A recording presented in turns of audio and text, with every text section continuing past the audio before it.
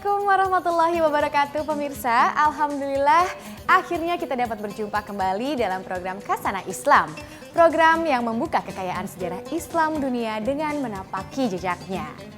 Nah, kali ini saya Nuri Maulida akan mengajak pemirsa untuk membuka lembar sejarah Islam di Pulau Buton.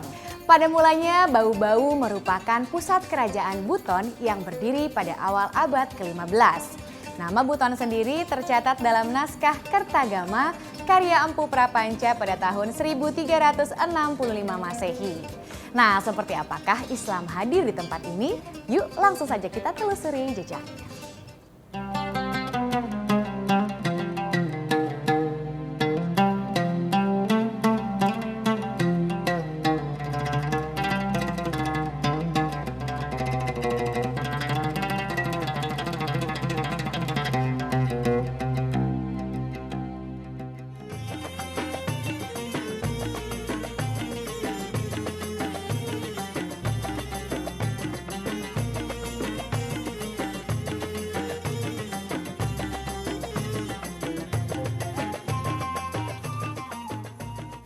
Kota Bau-Bau terletak di tenggara Pulau Sulawesi. Pada mulanya, Bau-Bau adalah pusat kerajaan Buton yang berdiri pada awal abad ke-13.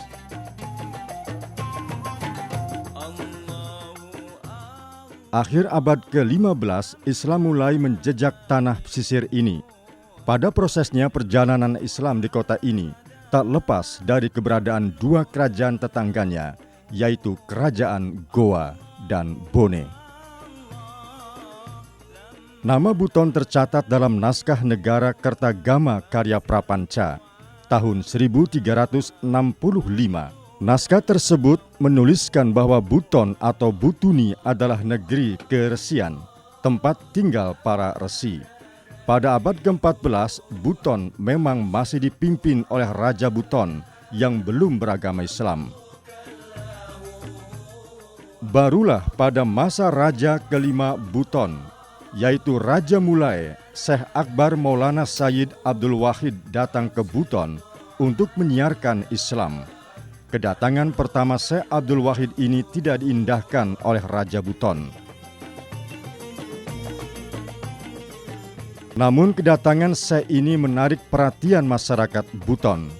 Masyarakat Buton dikenal sebagai pelaut handal. Mereka mengarungi lautan hingga ke negeri-negeri yang jauh.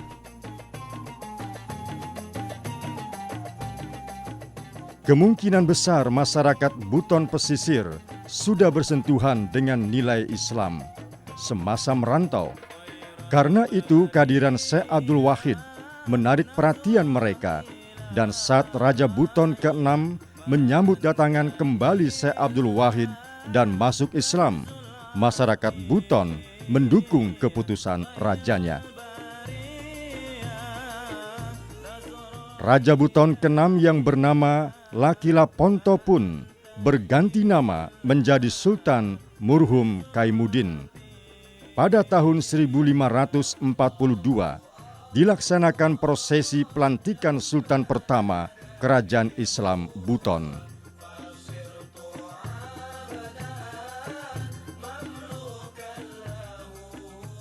Syekh Akbar Maulana Sayyid Abdul Wahid adalah seorang perantau dari negeri Johor. Karismanya yang menonjol membuat masyarakat Buton mengabadikan kisahnya lewat sebuah legenda. Pada kedatangan pertama, Sayyid Abdul Wahid dianggap memecah belah masyarakat Buton karena mengabarkan ajaran agama baru. Akhirnya, Syekh Abdul Wahid diusir oleh staf kerajaan dan melarikan diri di Teluk Wameo. Sesampainya di sana, ia memilih dua batu sebagai tempat pijakan.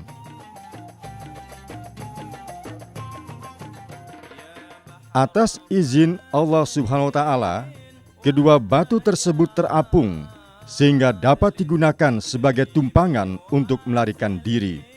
Legenda itu hingga kini menyisakan bukti berupa batu poaro. Kesalehan Syekh Abdul Wahid menjadi contoh bagi Sultan Buton dan masyarakatnya. Para sultan memimpin masyarakat dengan bijaksana. kehidupan ekonomi dan pemerintahan pun semakin maju. Namun karena Buton berada di wilayah yang strategis, ancaman dari luar sering mengganggu jalannya pemerintahan. Akhirnya, pada masa pemerintahan Sultan ke-6, didirikan benteng besar berbentuk huruf Dzal.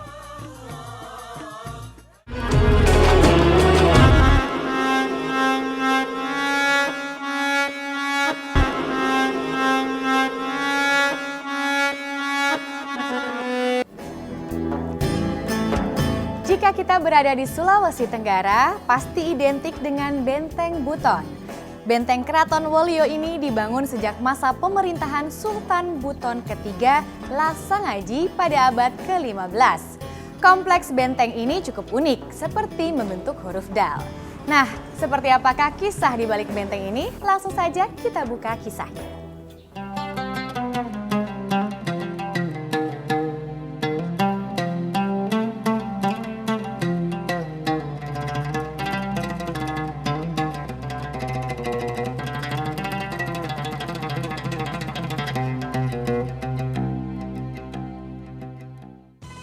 Benteng Wolio dibangun pada tahun 1634.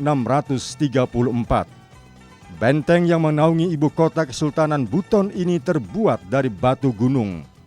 Panjangnya mencapai 2.740 meter dengan bentuk menyerupai huruf Dzal. Benteng Keraton Kesultanan Buton ini merupakan sebuah bukti, merupakan sebuah refleksi daripada kejayaan Islam di Buton pada masa lalu, di mana kalau kita melihat desain arsitekturnya, ini syarat dengan nilai-nilai Islam. Bentuk benteng seperti huruf Dal dalam Al-Quran, ini merupakan bagian atau merupakan refleksi daripada pemahaman orang Buton tentang manusia dan kemanusiaan yang justru menjadi esensi tempat persembunyian Aru Palaka, Raja Bone. Pada tahun 1660, Aru Palaka yang berselisih paham dengan Sultan Goa berperang dan terdesak. Ia memutuskan untuk mencari perlindungan kepada Raja Buton karena mereka masih diikat tali persaudaraan. Raja Buton pun menyembunyikan Aru Palaka di sebuah goa di bawah benteng Wolio. Kembali ke latar belakang sejarah, sesungguhnya Aru Palaka itu menurut kami di sini mempunyai darah kebangsawanan Buton.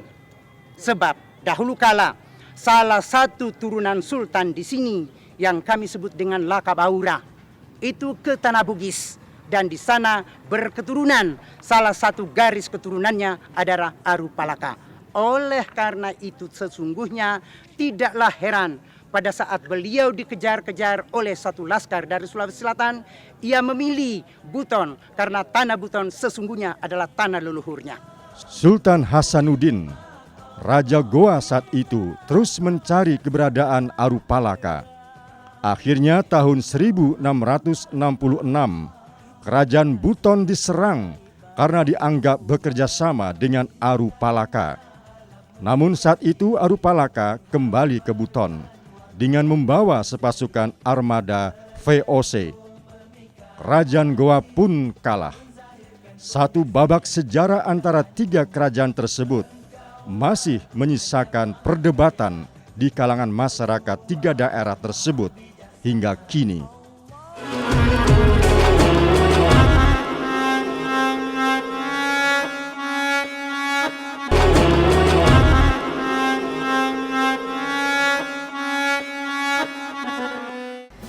Meski terjadi konflik di antara tiga kerajaan di Buton, namun kehidupan kerajaan Buton semakin maju pada masa pemerintahan Sultan Syahbudin Dul Alam Langkariri.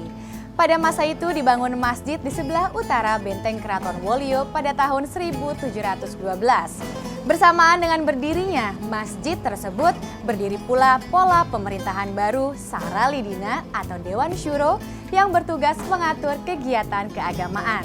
Nah, sebelum kita membuka kekayaan sejarahnya, saya Nuri Maulida pamit undur diri. Wassalamualaikum warahmatullahi wabarakatuh.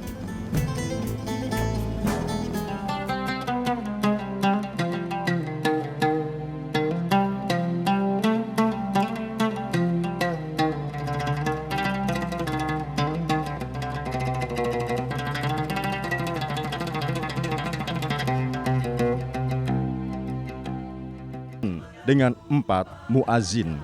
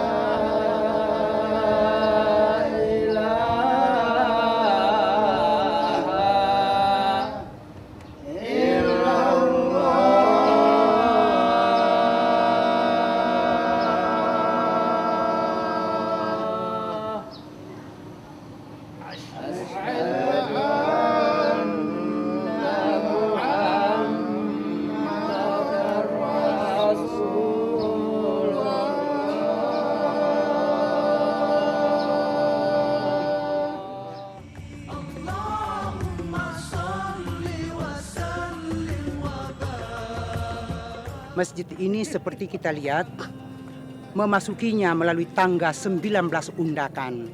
19 itu sebagai simbol. Sebagai umat Islam, kita diperintahkan untuk sembahyang 5 kali dalam sehari semalam. Tentu jumlah rakaatnya di situ 17 rakaat. Sedangkan yang 2 tadi sebagai simbol setiap kita disunnahkan untuk sholat tahiyatul masjid 2 rakaat. Oleh karena itu tangga memasuki pintu gerbang Masjid Keraton ini ditandai dengan undakan 19. Selain Masjid Agung Sultan, masjid yang cukup bersejarah adalah Masjid Quba. Masjid ini baru dibangun pada masa pemerintahan Sultan Muhammad Idrus tahun 1826. Letaknya sekitar 1 kilometer dari Benteng Wolio. Masjid yang disebut pula Masigi Ogena ini memiliki kolam tempat mengambil air wudhu yang luas.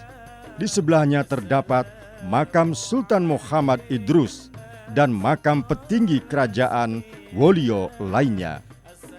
Pada masa itu, syariat Islam diberlakukan secara ketat oleh Sultan Muhammad Idrus. Setiap warga yang tidak menaati aturan akan mendapat sanksi yang keras. Meski Kesultanan Buton telah berakhir pada tahun 1960, namun jejak ajaran baik para sultan masih meresap di hati masyarakat.